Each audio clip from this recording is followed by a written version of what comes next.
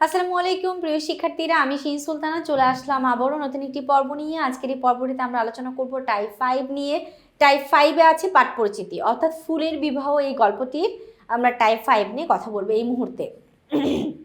তো দেখো, কমলাকান্ত আমাদের প্রথম একটা প্রশ্নটা কি?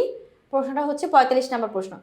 কমলাকান্তের দপ্তর রচনায় কমলাকান্তের দপ্তর কোন ধরনের রচনা? প্রবন্ধ, নাটক, উপন্যাস, লঘু রচনা? উত্তর হচ্ছে 4 নাম্বার, লঘু রচনা। কি বলা হচ্ছে? আমাদের কমলাকান্তের দপ্তরের রচনাটি। আচ্ছা, এরপর আমরা যাব হচ্ছে 46 নাম্বার প্রশ্নে। দেখো 46-এ কি বলেছে?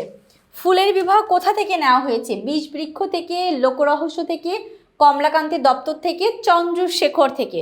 উত্তর হচ্ছে 3 নাম্বার, কমলাকান্তের দপ্তর থেকে ফুলের বিবাহটা নেওয়া হয়েছে। 47। আরে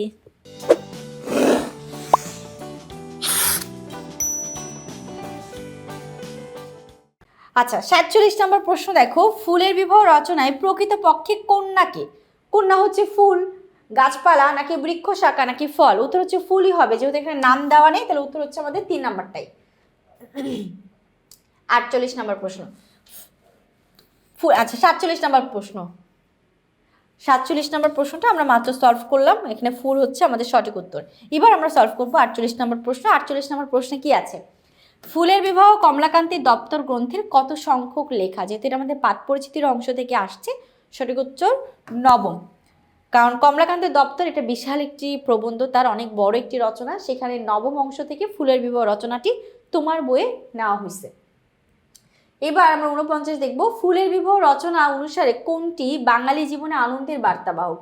ফুলের সৌরভ, ভ্রমর, বিয়ে অনুষ্ঠান, ফুলের সমাবেশ? উত্তর হচ্ছে বিয়ে অনুষ্ঠান।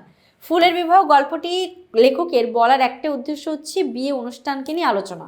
তাহলে উত্তর হচ্ছে আমাদের 2, 49-এর 2। এবার হচ্ছে আমরা 50, বিয়ে অনুষ্ঠানে কেন্দ্রে থাকে কে? মানে বিয়ে অনুষ্ঠানের মূল কেন্দ্রে কে থাকে? বর এবং কনে। বর এবং কনেকে দেখতেই সবাই কিন্তু আসে। 50-এর উত্তর হচ্ছে আমাদের ক। এবার আসি 51, ফুলের বিবাহ রচনাটি গুরুত্বপূর্ণ দিক কোনটি?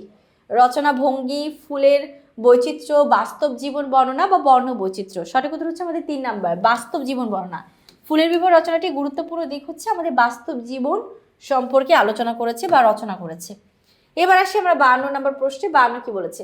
ফুলের বিবাহ রচনাটি কোন দিক থেকে গুরুত্বপূর্ণ ভূমিকা রেখেছে বলে তুমি মনে করো? দেখো, বাংলা গদ্য বিকাশের ক্ষেত্রে ফুলকে সাহিত্যে আনয়নে, বাঙালি গারস্থ থেকে গুরুত্ব দানে বা তুচ্ছ বিষয়কে সাহিত্যে পদবাচ্য করে? উত্তর হচ্ছে বাংলা গদ্যে বিকাশের ক্ষেত্রে আমাদের হচ্ছে ক নাম্বারটা কারেক্ট অ্যান্সার। তো আশা করি তোমরা সকলে বুঝতে পেরেছো। আজকে এই পর্যন্তই, পরবর্তী পর্ব নিয়ে খুব দ্রুতই হাজির হবো। সে পর্যন্ত ভালো থেকো, সুস্থ থেকো। আল্লাহ হাফেজ, আসসালামু আলাইকুম।